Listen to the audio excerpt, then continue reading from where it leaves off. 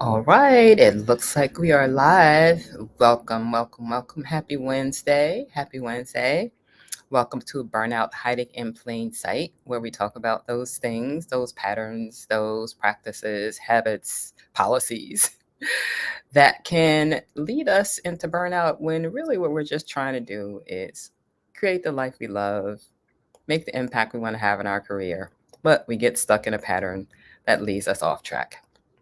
The good thing about something hiding in plain sight is it's right there for you to see it, right? It's like you ever play hide and go seek with a kid, a little kid, and they come into the room and they're like, "Okay, let's play hiding." You're like, "Yeah, okay, we'll play hiding."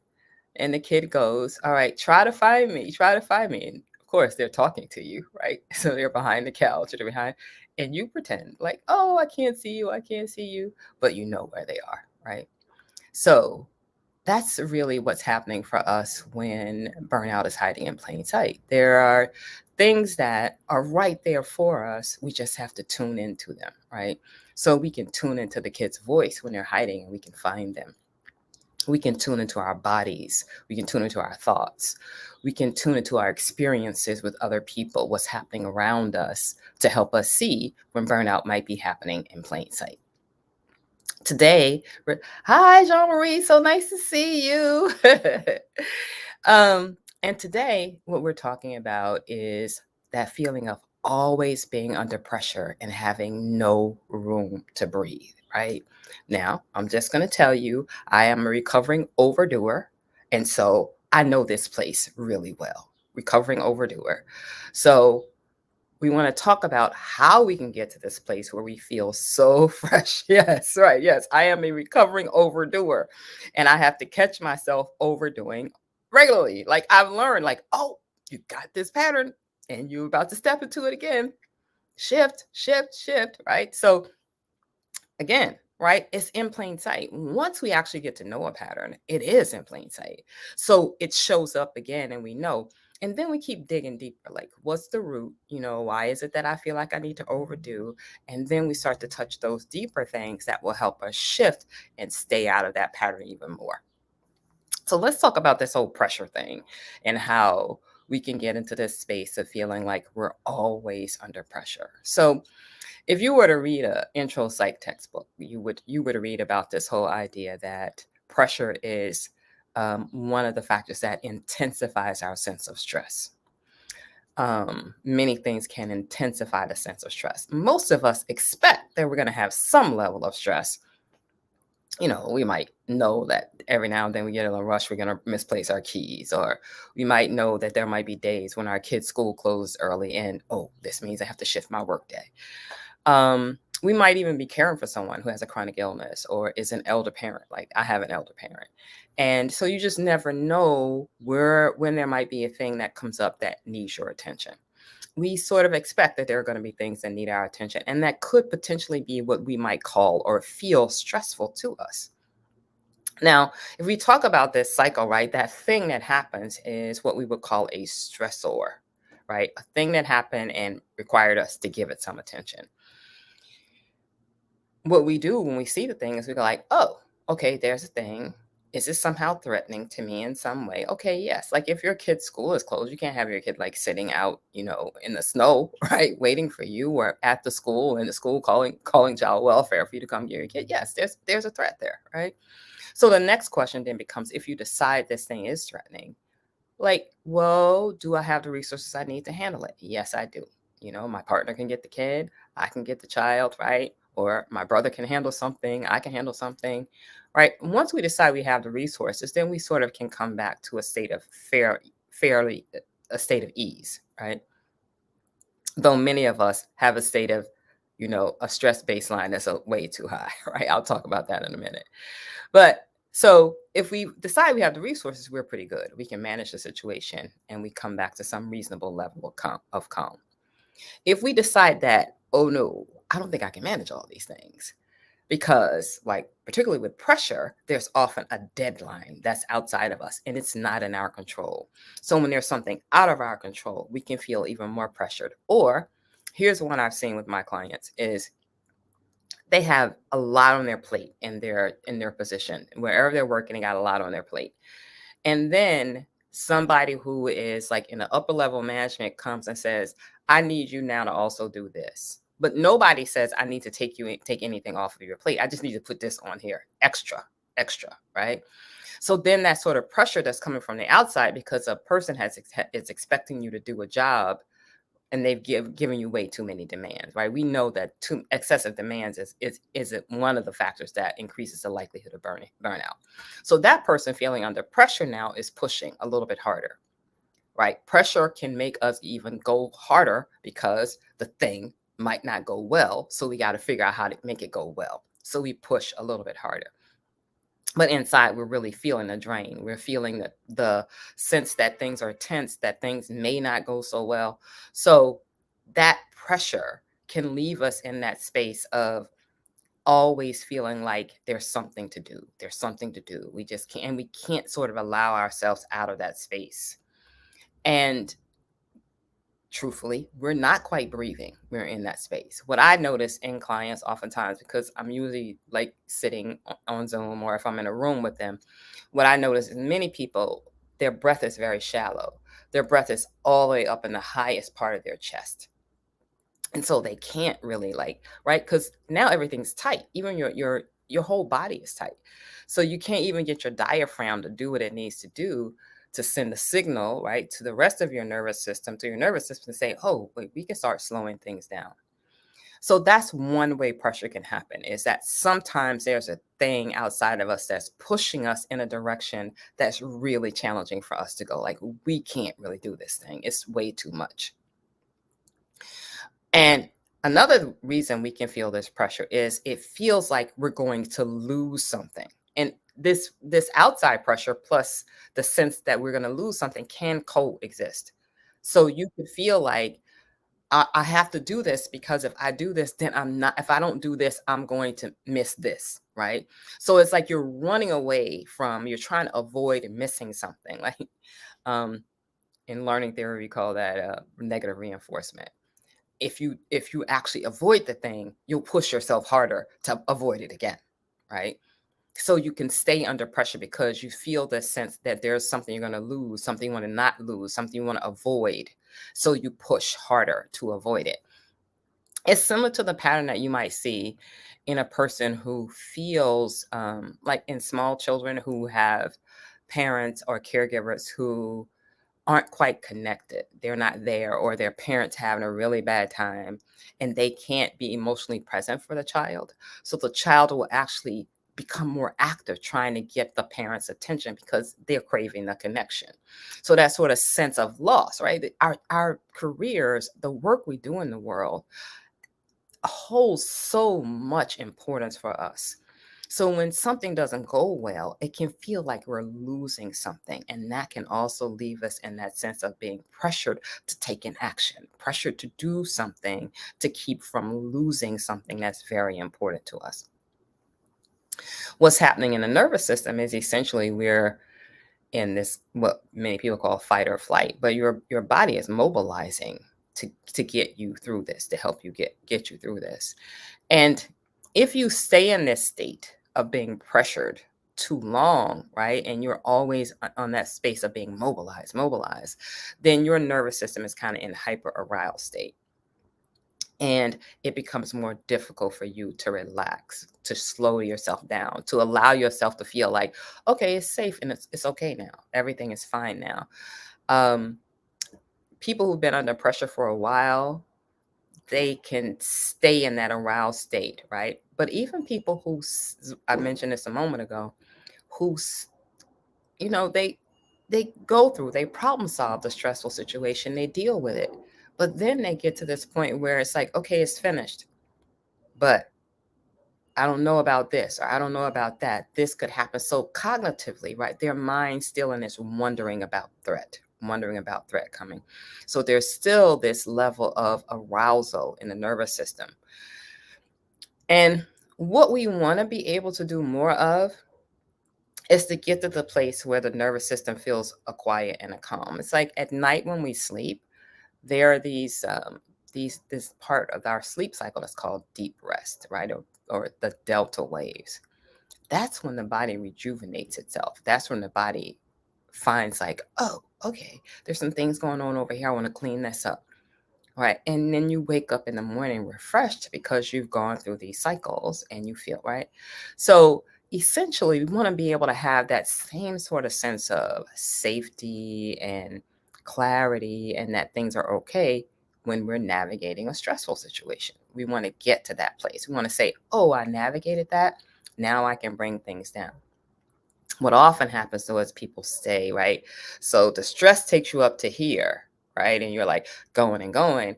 And then you say, okay, it's finished. But maybe you just come down to right here.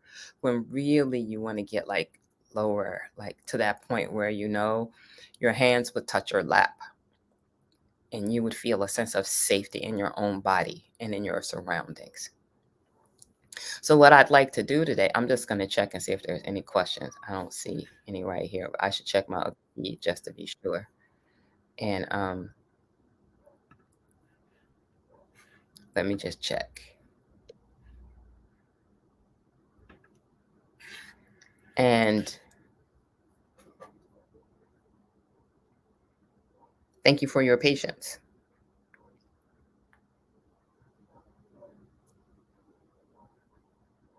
Okay. All right, cool. All right. So no questions.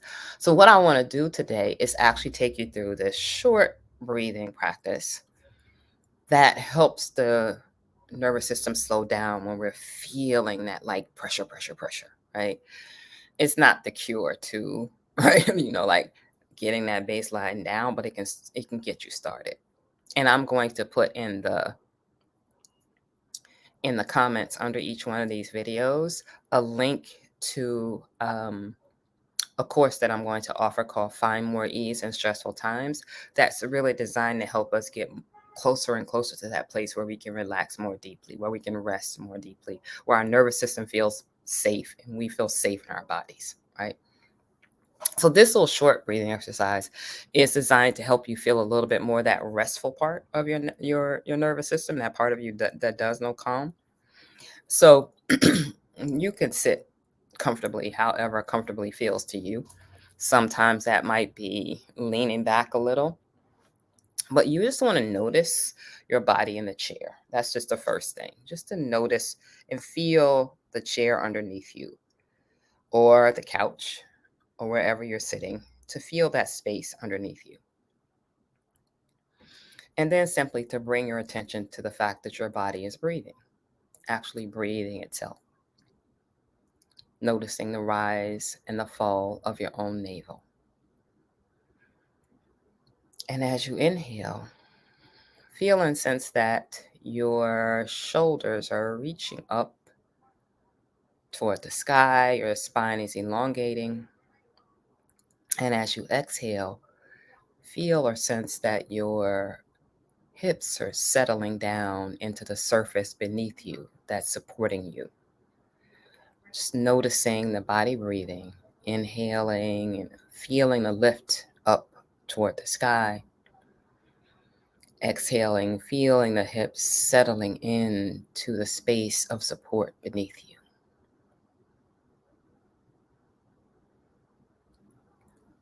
And bringing your attention to your breath, just noticing, inhaling and exhaling. In a moment, we will begin to shape the breath.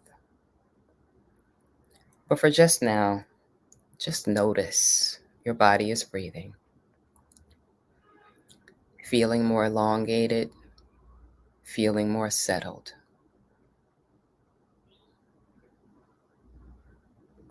Now for this next part, we're going to shape the breath where you inhale for 4 and exhale for 8. And if 4 feels too long for you today, if you're pretty tense, you can do 3 and 6. So you're going to inhale for 1, 2, 3, 4. Exhale 1, 2, 3, 4, 5, 6, 7, 8. Inhale 1, 2, 3, 4. Exhale 1, 2, 3, 4, 5, 6, 7, 8. Inhale 1, 2, 3, 4. Exhale 1, 2, 3, 4, 5, 6, 7, 8. Continue on your own, counting your own count of 4 and 8 or 3 and 6.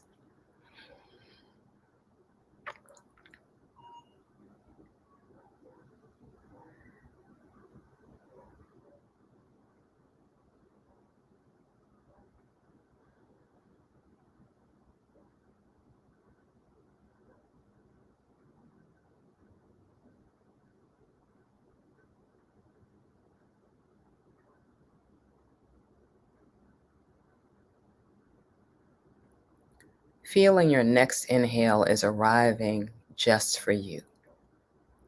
Receiving the breath on 4 counts, and then releasing it on 8 counts, or 3 or 6, whatever rhythm is working for you. Just noticing the breath is arriving, especially for you, and you simply have to receive it. And then you release it.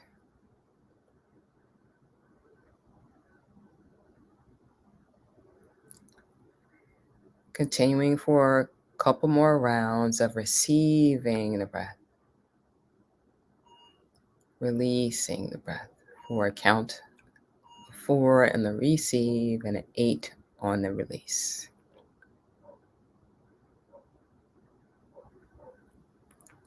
Allowing your breath to be smooth,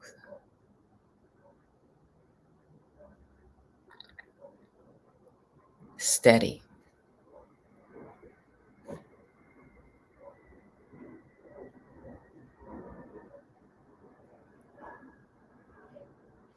Feeling the receiving breath, feeling the releasing exhale.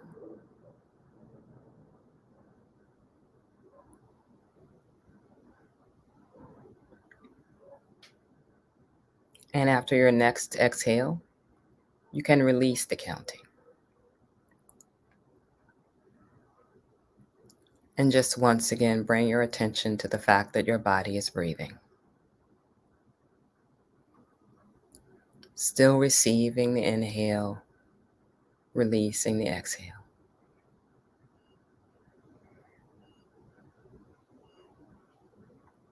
And slowly again, bring your attention to the feel of the surface beneath you.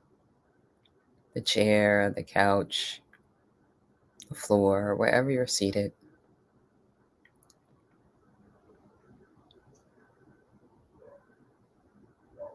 Noticing the feel of your clothing, perhaps beginning to wiggle a finger or your toes, and returning to your body.